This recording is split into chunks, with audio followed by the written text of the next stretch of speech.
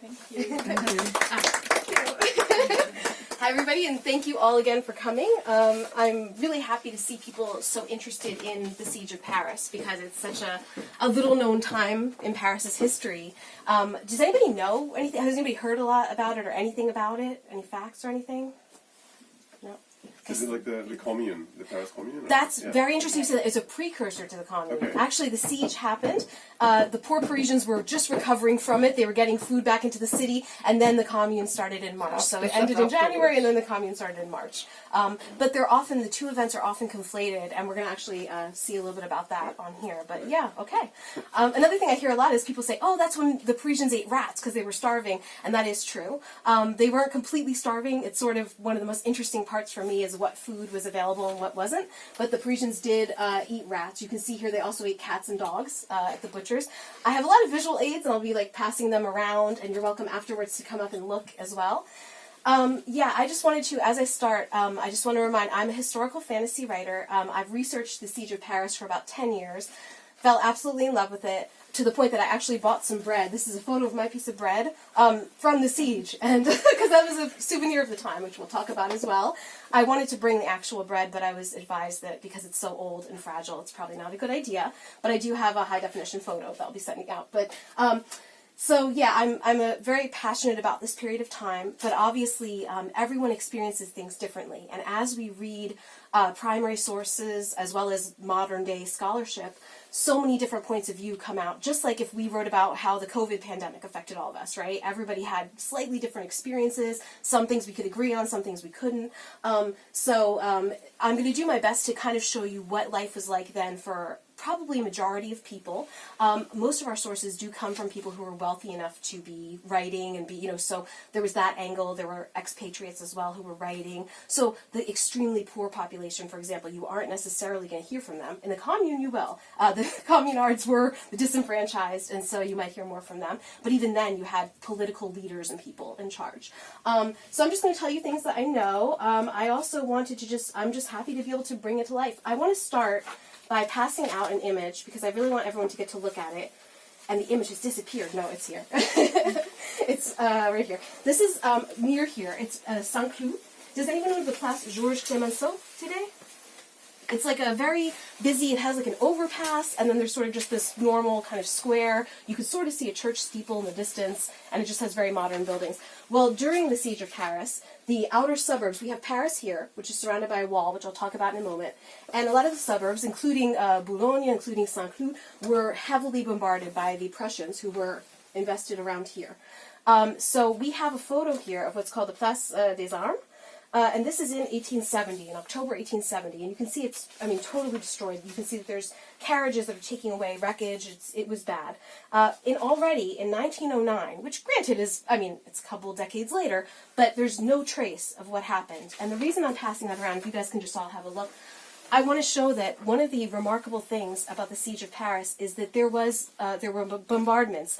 There are some major events that it influenced in the course of history, but we have very little physical trace of it in a major way. So what? Yeah, it's just to pass to see the comparison. So what's interesting is what remains to us are some very unusual objects or things like that. And so yeah, I just want to show that it's sort of been erased, even in some of the most devastating areas that you could have seen it. Another thing that I chose not to show because it doesn't exist anymore, and I want to focus on things that do exist, is a monument by Bartholdi. In the Siege of Paris, balloons were extremely important because they were the only way for Parisians to get messages out to the world. And in 1906, actually, so around the time the second photo there was taken, the Parisians decided to ask Bartholdi to commission a monument in homage to the people the balloonists, who were very brave, and also to the pigeons, because there were carrier pigeons, which I will be talking about as well. This was a beautiful monument. It was at the Place de la Porte des Ternes. It was called the Balloon des Ternes.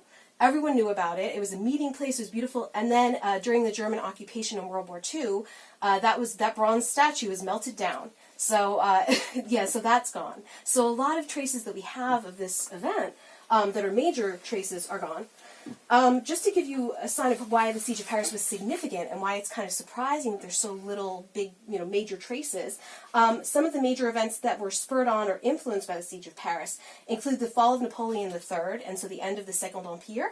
Napoleon III was the president of France in 1848 and then became emperor during a coup d'etat in 1851.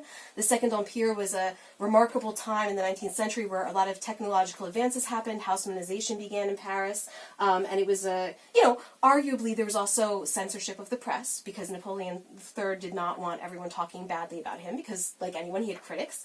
So there was censorship. There were, as Haussmannization happened, the poor were being pushed out of the center of the city and being brought to places like Menilmontant, Belleville, and further out, and they were feeling disenfranchised. And there was a lot of unrest. And in fact, in 1868, 1869, you start to see little uprisings and things where people are getting more and more upset. So maybe the Second Empire wouldn't have lasted anyway, but the real nail in the coffin was the defeat of Sedan, the Battle of Sedan, where Napoleon III capitulated.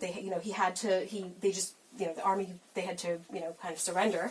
And when the Parisians especially, the rest of France was invested in this, but Paris was the capital. As they said during the Revolution, if Paris sneezes, the whole country catches cold.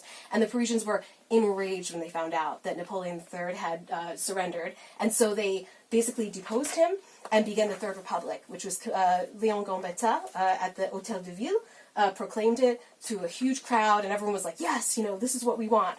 But they also still wanted the war because the Franco-Prussian War had been going on. The war was declared in on July 19th, 1870. When the Third Republic happened, you would think, oh, well, there's political upheaval, and I guess the people probably would not want a war. They're going to try to reestablish a government. But no, they were very patriotic, and I want to take that from here, that there was, most people were extremely patriotic at the time. They really wanted France to, be the best country and fight against the Prussians and win, and then of course they would hear about atrocities like the siege of Strasbourg, where compared to the siege of Paris, it was awful. There was a lot of bombardment and death. It was terrible. And so that made them even more angry. So when they had a chance to have peace talks with the Prussians, who had, by that time were getting closer, they said, no, we're not ceding an inch of our territory. You won't get Alsace-Lorraine. We want to keep fighting. So they did. So ultimately what happened with that was, on the one hand, we had a French government change, the Third Republic, but we also ended up helping Germany to unify, because one of the reasons the Franco-Prussian War happened is that Bismarck thought it would be a great way for Germany, which was a bit of all kind of individual states and territories and principalities, to unify together against this common enemy. And at the end of the war, at Versailles actually, they signed a treaty to become a unified country. So Prussia and Germany came together essentially because of the Franco-Prussian War and to a large extent the Siege of Paris. The Siege of Paris also, on a more peaceful level, created large-scale airmail. And that's why, again, we're going to come back to talking about balloons, pigeons, and some other attempts at mail. They also realized that pigeons could be useful for military purposes, for transmitting messages, and you see that a lot in World War I, so that legacy goes on. Has anyone been to the Jardin d'Acclimatation? I hadn't either until recently. My husband loves amusement parks, so we recently went. And they had this gorgeous old tower that was where the pigeons were kept after the Siege of Paris. They decided that it would be a good idea to have messenger pigeons installed in case they needed them for any kind of war or conflict. So that kind of started that.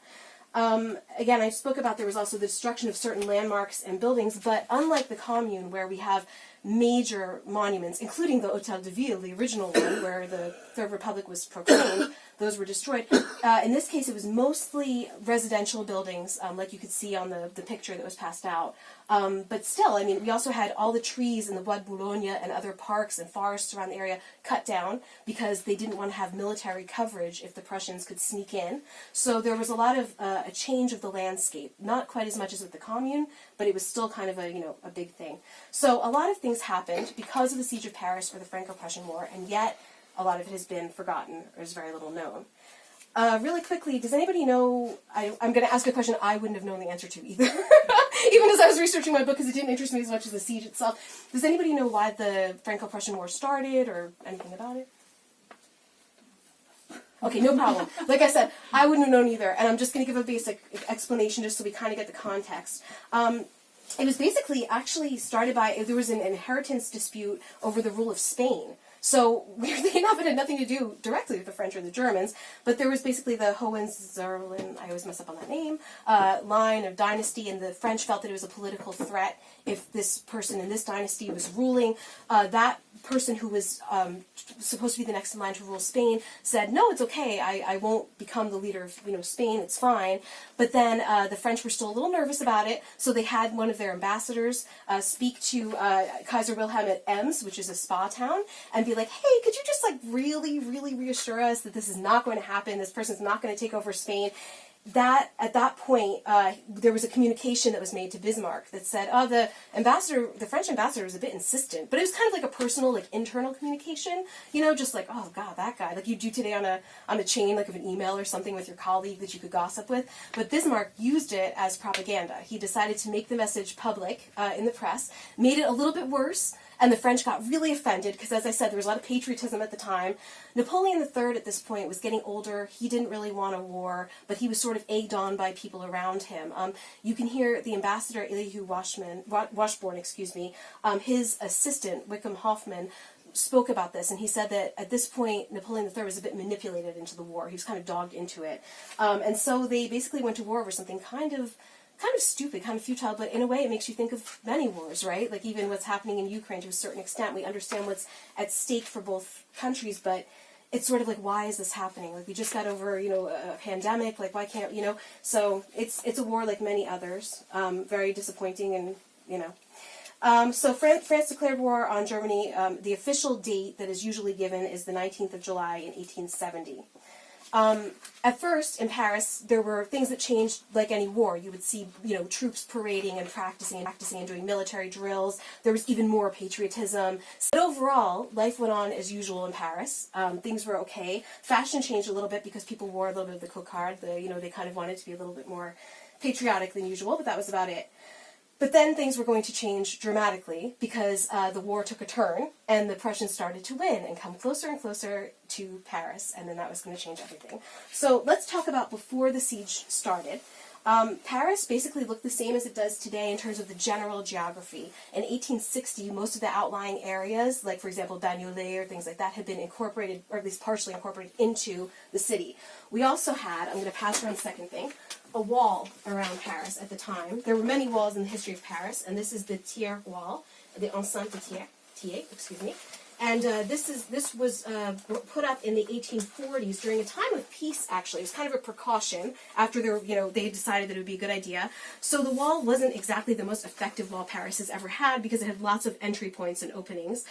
Because they were like, well, we do have a lot of roads, we need people to circulate. We have, a river, we need to have people be able to circulate. So it maybe wasn't the most effective wall, but, okay, there's a defensive wall. On the top, you'll see in the photographs, these are photographs that were taken around the early 20th century, but you can see that the top actually had grass on it. And during this long period of peace, people liked to actually promenade on the top of the ramparts sometimes, and it was very nice. When the war happened, they had to kind of configure everything, get rid of some of that grass, and you can see down here, you had a group of, it was the Garde Nationale, which in the Commune would become very important because they were the people who were now armed in the city. They were given rifles and told to be on military duty and guard the walls. Some of them were trained military professionals, but many were just people who were voluntary, who were saying, okay, I'll help protect the city. They came from all different arrondissements, and they were given uniforms and guns, and they basically, it was a little casual, like they had shifts where they had to be on the ramparts. This was very difficult as the time went on because the winter and fall of 1870 to 1871 were some of the coldest on record. In December, you had temperatures that could go as low as minus 20 degrees Celsius. And you can imagine back then, you don't have like heating like today where, okay, you go inside, it's nice and warm, you can get warm, but it's harder, and it's, so being on the ramparts then was probably not very fun, but they did sort of have a reputation for having fun anyway. All around the ramparts there were little wine shops and things that sprung up. You can see in the picture that your family could come and visit, I guess not really, it's very military sensitive times, but you have a woman with a little dog visiting. So yeah, it was kind of convivial, even though it was also taken very seriously. I'll pass that around. The other type of guard that you had in Paris was more, if my son or husband were to sign up, I would be like, oh, because at the time there were some women who could sign up, but it was more of like a kind of special brigade, but men, were the ones signing up, and I would be like, please be in the, the garde sédentaire, because otherwise there was the Garde Mobile, and they were the Parisian troops who could go outside the city and fight. Because there was fighting, you can see that the Prussian line is here. You have a lot of forts that had to be manned all around Paris, defensive forts. And then you had actual battles in many of the suburbs. For example, Saint-Cloud, we have the chateau that was burned. It was actually burned by the French, unfortunately, during a bombardment because the Prussians were there. But so you had fighting that was very close to Paris. They never breached the walls, but they were right out, I mean, they were very, very close outside. So the Garde Mobile would be taking care of those type of battles, and many Parisians would see, it was very sad, sometimes at Porte de la Nation, they would bring in like the dead, or the very severely wounded, and so a lot of the Parisians were seeing this, day after day. Another thing that began to change was that places that were open before, like theaters or very wealthy people's homes, they turned them into private field hospitals, which are called ambulances, and it was a point of pride for the wealthy Parisians and expats to have an ambulance. Whether they worked at one that was their friends or they themselves opened their home, you could take a few troops or many. One of the best ambulances, it was at the Comédie Française. So they had the theater, but then in the theater, they had like hospital beds, and some of the actresses would come and try to comfort and help some of the wounded soldiers, and it was considered a great place to be. They had great food, the company was beautiful and nice. I guess it would be like if you said that today somewhere in Hollywood like opened up a little private field hospital of 8 people, and you had beautiful, Angelina Jolie's, soothing someone, So it was there, and actually, interestingly enough, today you can read a guide to the ambulance at the time. They had someone who went through and did like a critique of each one. As an American, I'm proud to say that the American ambulance, which is more of like a traditional field hospital on the Avenue de la Grande Armée, was considered also very good. So, woohoo! But on the other hand, some that were surprisingly bad. Do you guys know Place de l'Opéra? There's that very nice hotel. There's it was called the Grand Hotel at the time, but there's the Hotel Scribe, I think, today. That used to be, it was an ambulance, part of it was reserved, and that one was very bad, apparently. It was overcrowded, they didn't have good equipment, and so if you went there, it was like, not good. So, yeah, it's very interesting. So I'd encourage you, I have a list of sources on my website, which I will give a list after if you're interested. Many of these things are free online, which is wonderful, and you can read about what it was like to be in an ambulance and some of the guides to that. Some of the other things in terms of just a general lay of the land and things that changed, we have some of the monuments that we expect to be around in Paris were not there yet. So remember, there was no Eiffel Tower.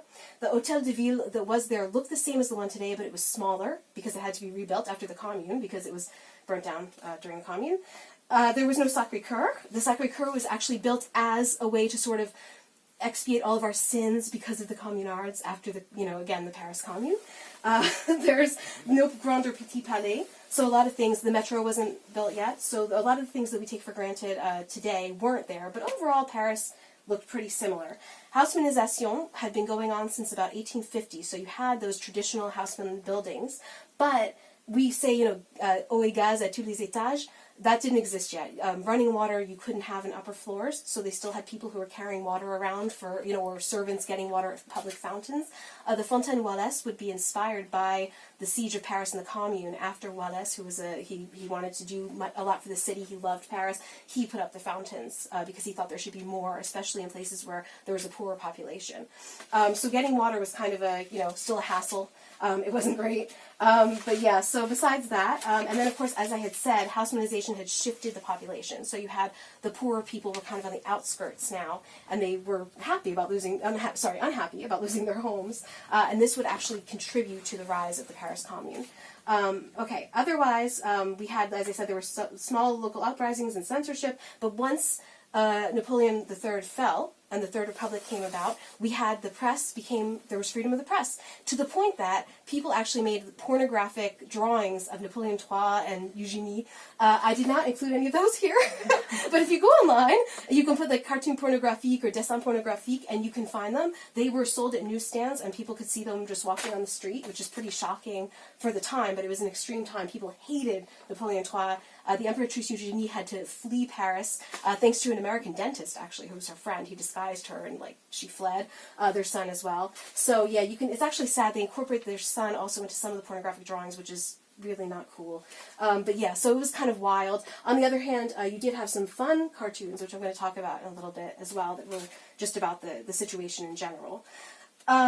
And yeah, so basically this is what we're expecting when the siege of Paris happens. Paris knew the siege was coming, the Parisians knew. The government actually exported a lot of very, very destitute people, criminals, prostitutes. They had them put on trains and sent out because they were like, we can't feed everyone. We need to get rid of the people who can't contribute in some way or who are a problem. But then they allowed refugees from the suburbs to come in. So they actually had an influx of population that they hadn't expected. So they had been stocking up on livestock. The parks, the Jardin du Luxembourg, all that had livestock. They had sheep, they had cows, they had everything. They're grazing, so the parks had changed. And it actually made me think about, during the COVID pandemic, I don't know about you guys where you guys are, but I know for us, our local park became a testing site. They blocked off, I live near Gambetta, and they blocked off one of our parks just for that. It was very similar to me in a way, to see that transformed and to be reminded that here's this place of leisure and pleasure, and now it's changed, times have changed. So it was similar for them. They were having parks completely changed and being used for this upcoming event.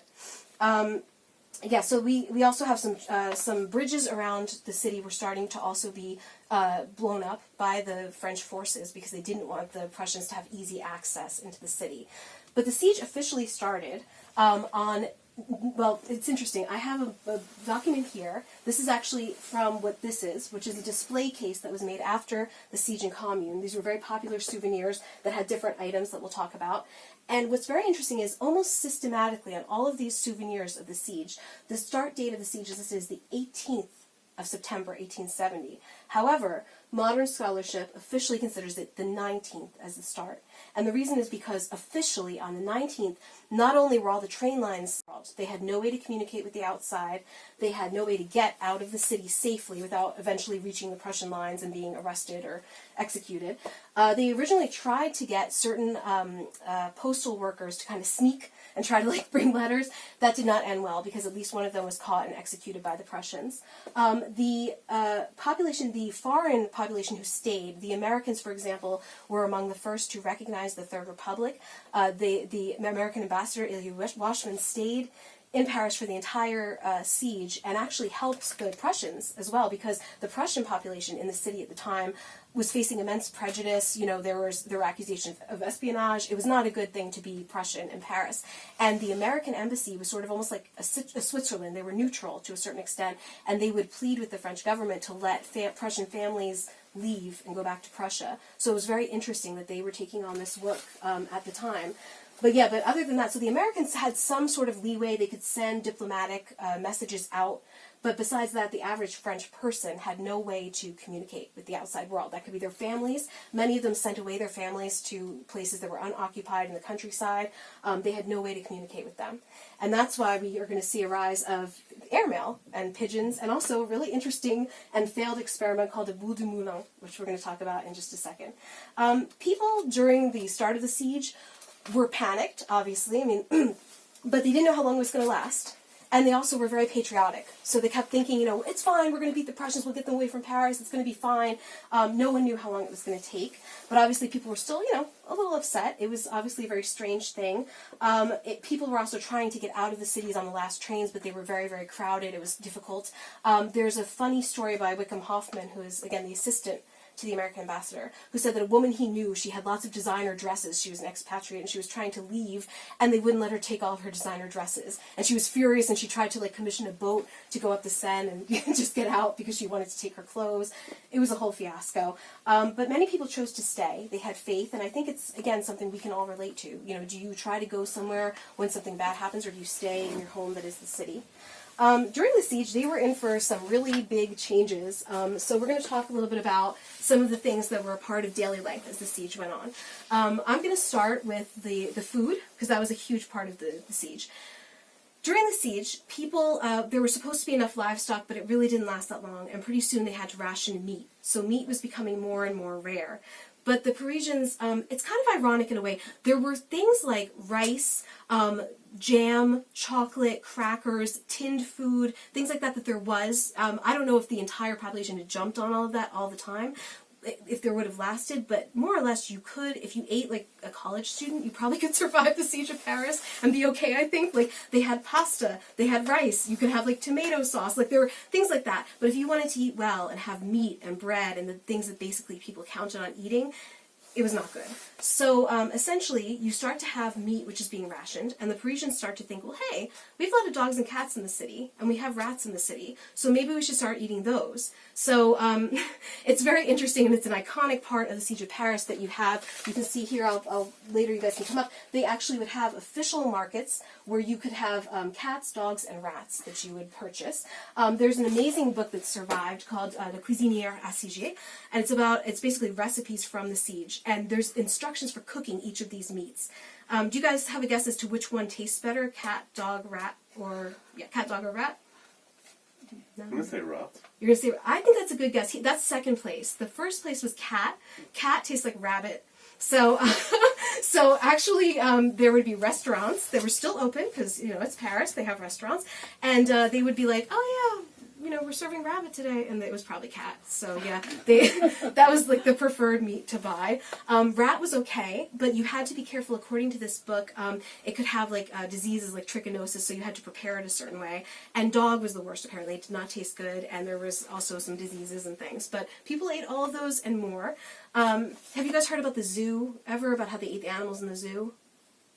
That's an iconic thing. Also, people talk about, the Jardin des Plantes, the hungry Parisians went and they took all the animals out. Not exactly, but it's mostly true.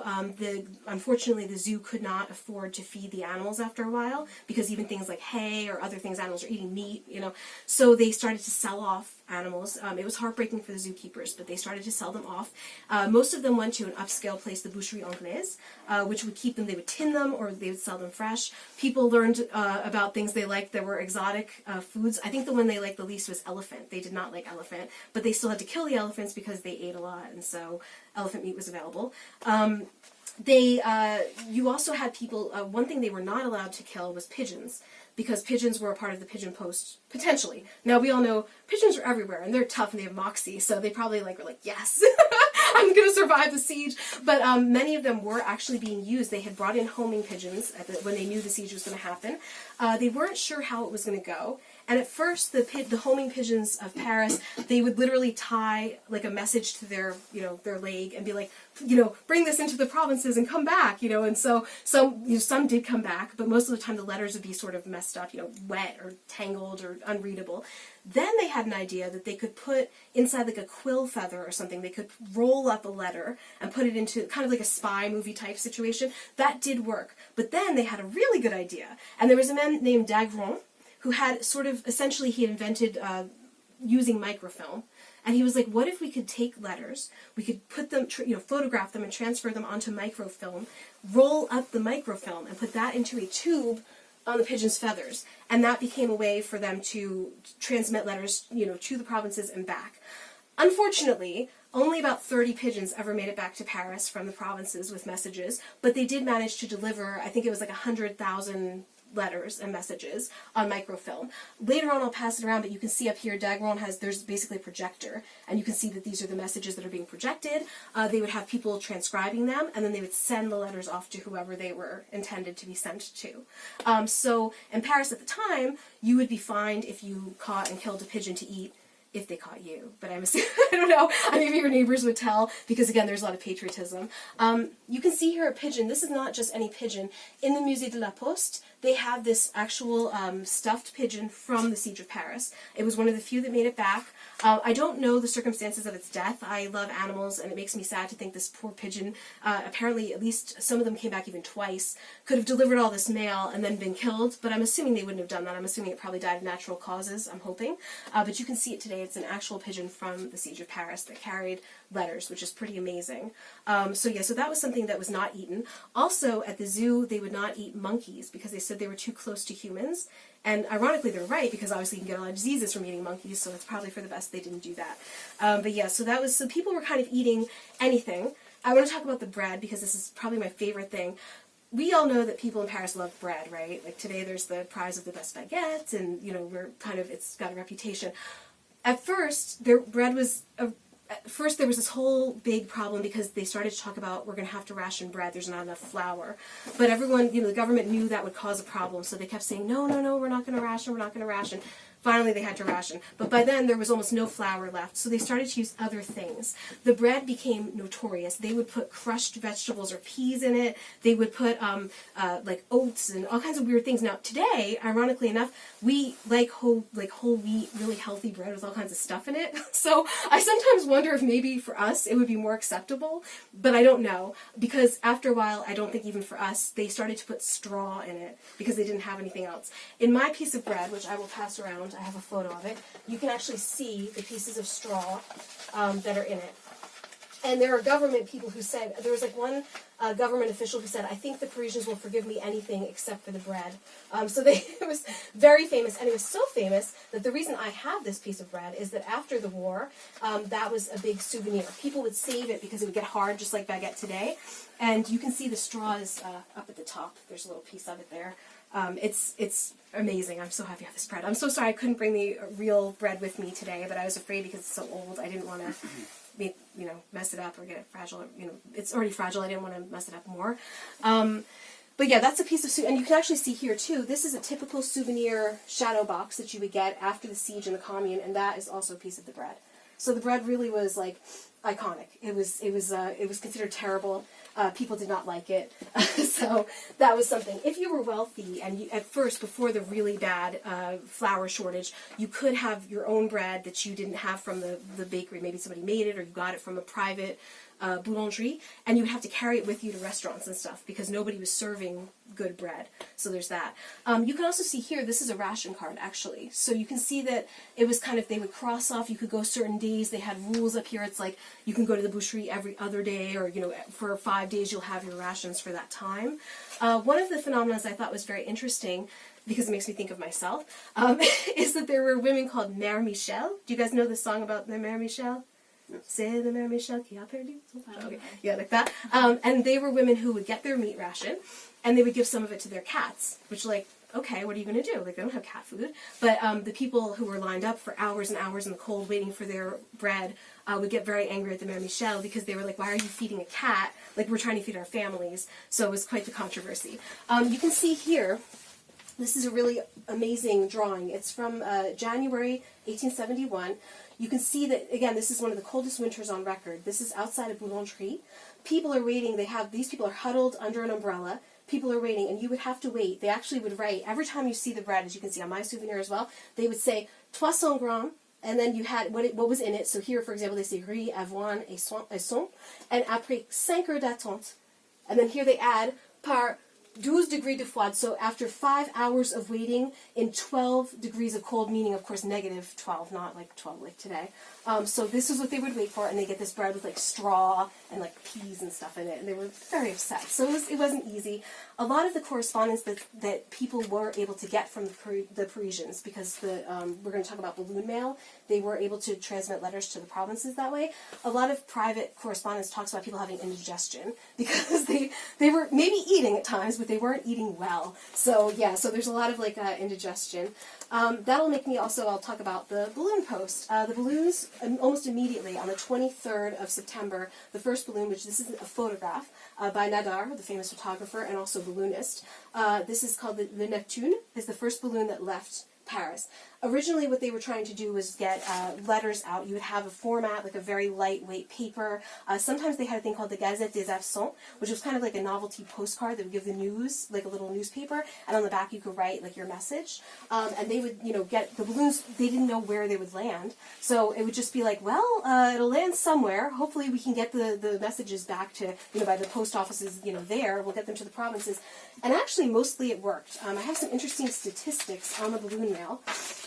They say that basically there were 66 balloons that were released during the siege of Paris.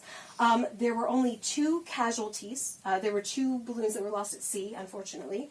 But besides that, so of those casualties, you could sometimes have passengers. For example, Gambetta actually left Paris in a balloon, famously, because he was supposed to go to the provinces and kind of try to help the government there and rally troops to come and help Paris. So most of the time they had passengers, but you also could have some that were just the pilots and the mail. Luckily, those 2 balloons that were casualties, it was only the pilots and also some pigeons who passed away. Because they also would bring cages of pigeons to go into the provinces to fly back. So otherwise, we had 66 balloons that flew out of Paris. One of them went all the way to Norway. There was no way to guide the balloons. They didn't quite know what to do. So it was sort of like you floated, and then you tried to make your way to where you thought was the right place. There were some records of, going to Norway, so some distance records and balloons that were set at the time. They actually did pretty well. They were able to transmit a lot of messages, and balloons became a symbol, of hope for the Parisians. You can actually see this is a souvenir as well. They have the list. It's very small because I couldn't print the huge thing, but it would be a big poster, and it would have all of the 66 balloons, who piloted them, any particular details. Everybody knew this was a big, big thing. So the balloons originally, you could have kind of this grand sending off during the day, and then they realized that the Prussians had powerful guns, and they could shoot down the balloons, so they would then do it at night in a more discreet way to release the balloons into the provinces. And these people were incredibly brave. Even Gambetta, I mean, you think we fly on airplanes today, there's like high buildings. I mean, this was like amazing. I can't imagine getting into a balloon, trusting that it's just going to land somewhere safe, not in the Prussian lines, not in the ocean. You're going to get there safely. Léon Gambetta took his balloon flight, I believe it was on, the 7th of October, and he just wore like a fur coat, and he was like, I hope I won't get too cold up there. And he just, he left for the provinces. So, but overall it was successful. And as I said, that established the concept of regular airmail. There had been other balloons before, the Montgolfier brothers in the 18th century, for example. But no one had ever done a large-scale transport of mail. Some of them did send letters or messages, but it wasn't like this where it was regularly scheduled and it was kind of what everyone was hoping. You can still find letters today on the souvenir market. They're very, very popular, the letters and the stamps, among stamp collectors and letter collectors. It'll usually be labeled par ballon monté, by air balloon, and these they can be kind of expensive at times. But no letters are more expensive than the ones that were in the Boule des Moulins. So there were some other people who decided we need to find an even more effective way to get letters, into Paris. We know that the balloons, they can't fly back into Paris because they're going to get shot down, and there's no way to really control can they get into Paris or not. The pigeons, not totally sure they're going to get back to Paris. So someone came up, there's actually 3 inventors who came up with something called the Boule du Moulin. And the Boule du Moulin it's named for Moulin, not a windmill, but the town of Moulin, which was just outside the occupied zone, sort of to like the southeast of Paris. What they did was they had these metal balls that were shaped sort of like a cylinder with these little it looked like a propeller, things on the side. They would roll in up to 600 letters. You could be even a foreigner. You could be they have letters from like Monaco. And what you would do is you would send your letter to the town of Moulins, and you would say that you wanted it sent, in a Boule du Moulin to Paris. They would gather all these things together. They would solder shut the top of it because it was made of metal. It was made of zinc. They would then take a carriage to the closest point they could to Paris and then drop the Boule du Moulin into the Seine. The Boule du Moulin wasn't meant to float. It was meant to kind of go under the water and sort of turn and rotate. On my blog, if you're interested, I have a link to a video. I wish I could show, but it shows what it was meant to do. I think that it's really a classic thing because it's so iconic of like the 19th century that everyone was really bold and trying new things. And they had absolute faith in technology. To be fair, they did try some of these in the Bièvre, which was the really dirty river in Paris that was in Paris by the Latin Quarter until about I think it was in the early 1900s they covered it over. They did try these to see if it would work, and technically it did, and it might have worked, except it was one of the coldest winters on record, remember, and the Seine exceptionally froze over. So what they had was they had this net outside of Paris where they were like, we're going to catch the Boule du Moulin, we're going to bring them into the city, and the net got all torn up because of the ice. So some of the Boule du Moulin have ended up where people have found them, actually, miraculously. They've been found on different sites, kind of stuck in the mud of the Seine, shortly after the siege. None of them arrived during the siege. Shortly after the siege, they found some of them. They opened them up, and they did deliver the letters, which is amazing. But even more amazing is that, like, over time, others have been found, even closer to, like, Normandy and things like that, and they will find them. And even today, the postal workers feel that it's their responsibility to send the letters to the surviving family.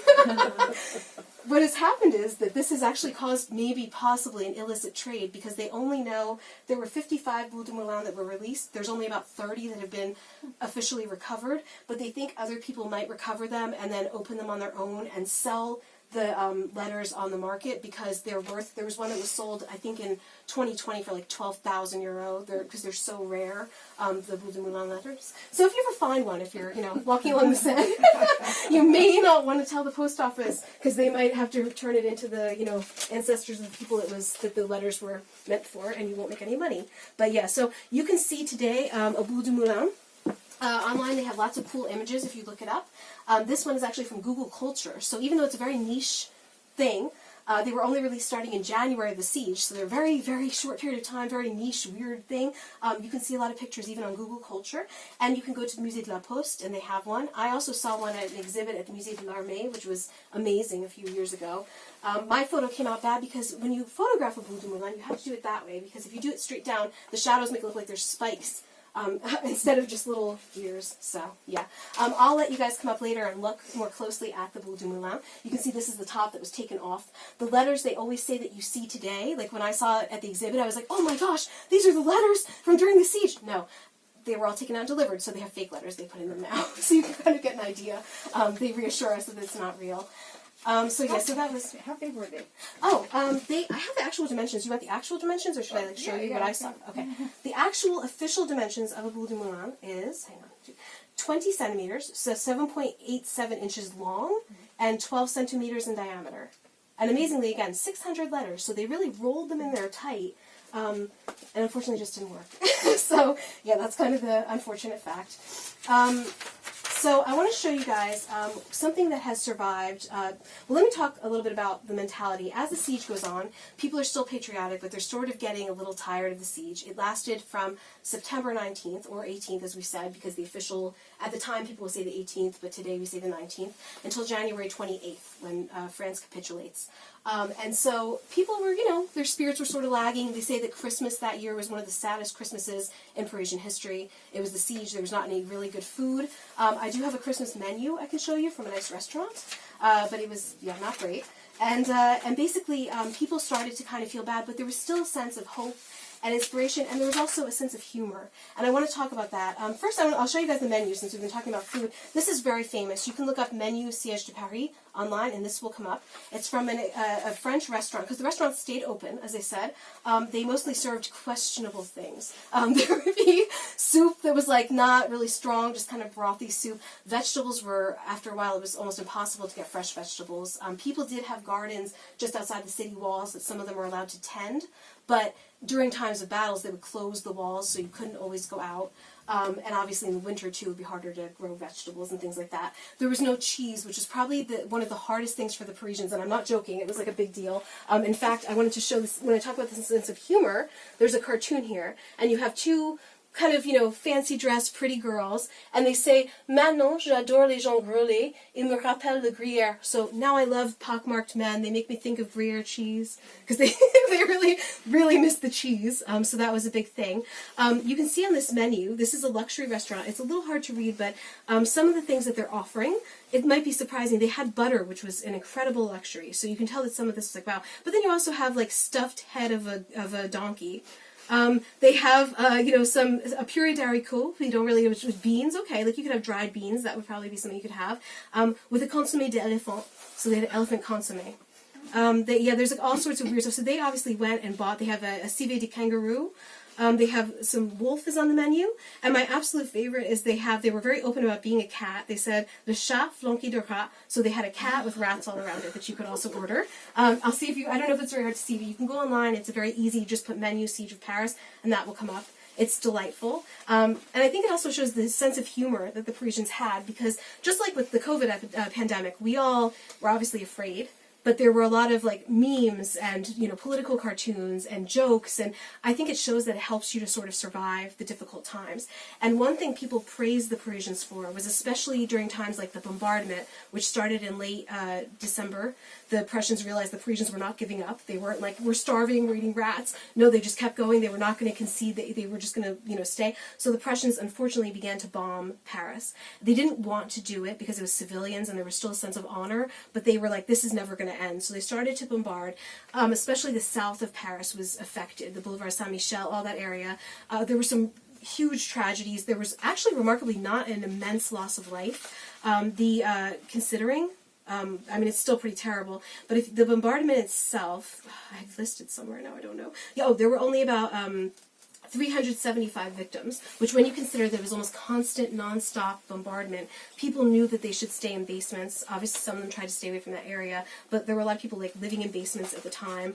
It was bleak, and it must have been a terrifying time, but there were still, even then, basements.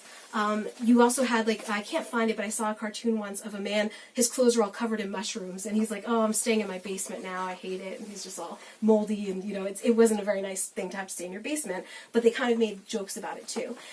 This is probably one of my favorite cartoons from the time. It's by an artist named Cham, and it says, le danger de manger de la souris, et qu'ensuite votre chat ne court après. So basically, this man has just had a nice meal of mice, and his cat is running down his throat to catch the mice. It's very morbid, sort of funny, gross humor, but that was how people were. They would constantly try to cheer up and laugh and sort of be a bit defiant in front of, in the face of what was happening.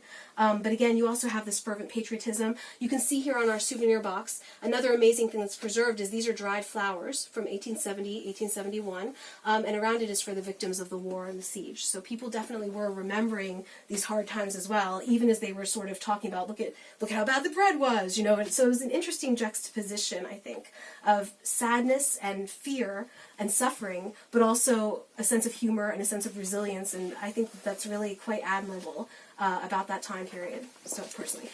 One thing that has survived, so we have first-person testimonials. We don't have many photographs. For example, this one of the Neptune being inflated is really unusual because even though during the Commune, there are a lot of outdoor photographs, including of dead bodies, the toppling of the column of the Vendôme, but during the siege, for some reason, they mostly preferred to do engravings. Like, for example, why couldn't you just go to a boucherie that had the rats and the cats and everything and take a photo? People don't seem to have had the reflex quite yet to do that. And of course, in newspapers at the time, there were just engravings that were images. But I actually contacted the museum, the Musée Paul Éluard in Saint-Denis, where they have an amazing permanent collection of objects from the siege. And I asked them, why are there no photographs, for example, of the proclamation of the Third Republic? You could have had a picture of a crowd, Gambetta's at the balcony. Obviously, with movement, it would be difficult to capture things like that, but they could have just had a picture of the crowd, And they said they don't know. They don't know why there was this kind of lack of people having that reflex. Right after, when you could see the photo of the ruins and things, people began to do a lot of photographs after the Commune, showing the ruins and showing things. But for the Siege of Paris, it's not so much. So it's kind of unusual about that. But what has survived, we do have a lot of artists, writers, and just regular people who wrote about their experiences. Victor Hugo, for example, wrote a collection of poems called L'année terrible, the terrible year, which is what the Parisians came to know this time as. It was the siege, the war, the siege, and then the Commune. So it was kind of 1870 to 1871, not exactly a year, but more or less. And so there are poems, from that time. There's also, I want to show two pieces of art that I've always loved. Puvis de Chavannes. He drew, these are two allegorical images, and to me it's sort of like a secret. It's like once you know about the Siege of Paris, there's all these messages in it that show something about the time. So this first one is called the Pigeon, and we have a woman who is probably symbolizing Paris, protecting a pigeon, because obviously we know now that pigeons were important, right? They were a way to communicate with the outside world. She's protecting him from a hawk, because hawks were actually one of the reasons a lot of the messenger pigeons never came back. But also, they sort of symbolize the German hawk, the enemy. We can see behind her that you have the walled city of Paris, but it almost looks like an old-fashioned Paris, because Puvis de Chavannes was a romantic, symbolist type of artist. But you can see everything's covered in snow, because of course it was a very, very cold winter, and it was just frozen. So here you have her protecting and trying to save the pigeon against the hawk. So I'll put that there. And then the second one, Le Ballon. So she's waving goodbye to this, hot air balloon, which again, we now know this is a way to talk to the outside world. You can see down here that there's cannons and fortifications. She seems to be on the wall, maybe, of Paris, and she's waving goodbye and hope, and she's holding a gun just like the Garde Nationale members would be as well. These two paintings are at the Musée d'Orsay, so it's interesting to go there. I've always loved them, even before I knew much about the Siege of Paris. I love Puvis de Chavannes, so I was like, oh, this is beautiful, I love this. And then when I learned the story behind them, I really found it incredibly moving, because it meant a lot to him. And yeah, it's like a secret code for us. On the other hand, yeah, there were kind of more mundane things that have stood the test of time.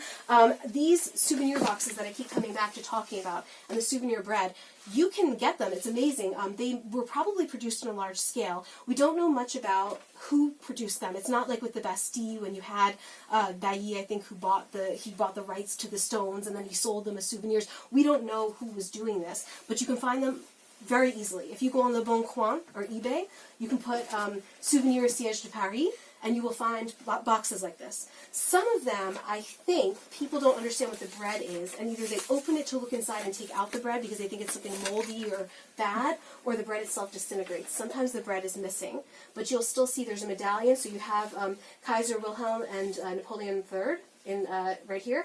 They always have facts. Sometimes they'll have facts of just like, they usually have like the dates, like up here we can see the dates and the medallions. Sometimes they'll also include, a lot of times, how much certain food cost.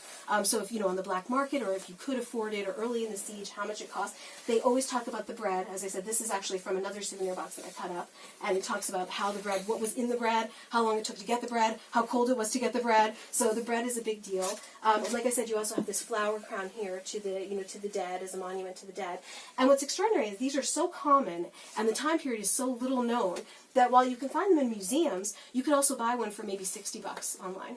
Like, it's like nothing, but these are amazing things. I mean, we talk about bread from Pompeii, which granted is much older, that survived, but no one really thinks about this bread. It's like, it's 150 years old. No one thinks about it. So if you're interested and you want to have a little piece of history, you could go onto eBay or Le Bon Coin and try to find a souvenir like that. I chose to just have the bread souvenir because I find it really quirky, and I love having this, piece of bread. People would apparently keep these on their walls. My bread, for example, has a hook on the back. I was dreaming of putting it on my wall by my desk, but then with gravity, I was afraid that, the crumbs and everything would just crumble down, so I decided, out of respect for history, it lays flat on my bookshelf. But, yeah, originally you could put it on your wall, and you can see on mine, I don't know if you've seen in the photo, it was originally a red velvet all around the frame, and it's all worn out, probably, at least partially from just sun exposure, I would imagine. So, there we go. Yeah, and that has survived. We have art that survived. And then I want to talk about one other thing that survived that is probably like, today we use the term extra, like all the young people, that's extra, that's crazy. A man named Nicolas Cole created what was called the Vitrine Delaney terrible. And essentially what he did was, he was a pack rat. He took everything, including bones of animals like cats and dogs that he ate during the siege and during the commune. There's a list. He actually made a list, so it's got numbers and a list. This is in the Musée Paul Éluard today, so you can go up to Saint-Denis and see it. He has pieces of obus, the fell during the war, like shells. He has different, he actually has one of the souvenir box cards in here.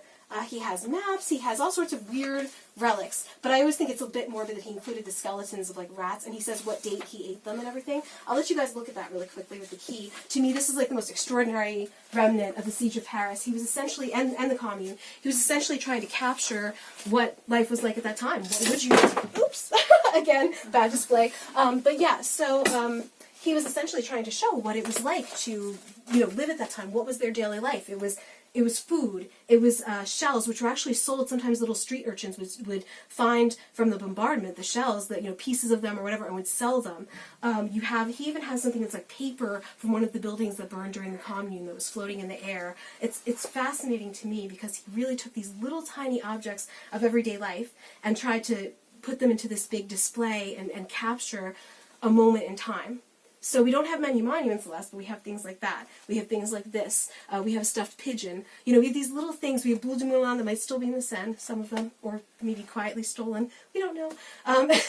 So we also have, I didn't put a picture because it's kind of not extraordinary looking, but you can see some of the balloons from the Siege of Paris that actually they kept, not the actual part of the fabric of the balloon, but you can see the baskets. The Volta, which is one of the ones that left, it was supposed to go to Algeria and do an observation of the eclipse. It was kind of a message that the French government was still okay and they loved science.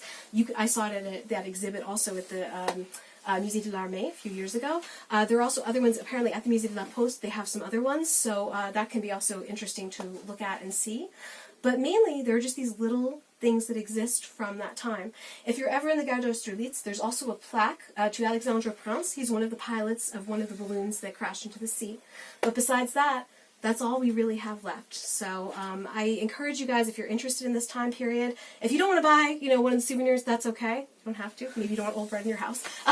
But I would encourage you, online, we do on Gallica and lots of free websites. There's so many public domain works. If you're interested, I have a postcard that I will pass around, or, well, an information card. Where did I put it? With my website on it. It's not just to sell my book, but literally I feel that it's a duty of history. On my website, you will see that I have a list of historical resources. Most of them are free, and you can read them. Most of them are in French, but there are many in English too, because again, we had expatriates, we had people like that who were writing about this time. You can find the recipes from the siege, things like that. So I'll pass one to everybody. You guys can keep these. I think there should, here, let me pass that around. On the back is, you can see my website address here, and if you go on the site, you'll see books, and it will say resources, and then you can look, and there's also a list of some other images you might be interested in. As I said, I see this really as a duty of history, because I think it's such a cool, interesting time period. Does everybody have, does everybody have one? Everybody? Okay, perfect. So feel free to stop by and just have a look. I also blog about the Siege of Paris. Again, just sort of as a duty. I really think it's a wonderful time period, so I try to, well, not wonderful, but fascinating. So I try to do my best to sort of share information as much